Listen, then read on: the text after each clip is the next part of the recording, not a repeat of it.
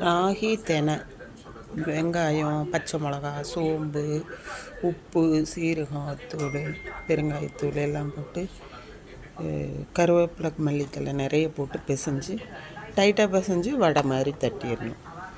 இது புளியோகரா. ஆஃபீஸ் கொடுத்தன பிறகு இது ரெண்டும் லஞ்சுக்கு. புளியோகரா எம்டிஆர் பவுடர் அப்படி எண்ணெயை ஊற்றி எம்டிஆர் பவுடர் போட்டு தண்ணியை தொளித்து கருவேப்பிலை போட்டால் ரெடி டு ஈட். உடனே ஆகும் உங்களுக்கு. இது வந்துட்டு தொட்டியில் கொஞ்சமாக பொன்னாங்கண்ணி கீரையும் மிளகு தக்காளி கீரையும் இருந்துச்சு.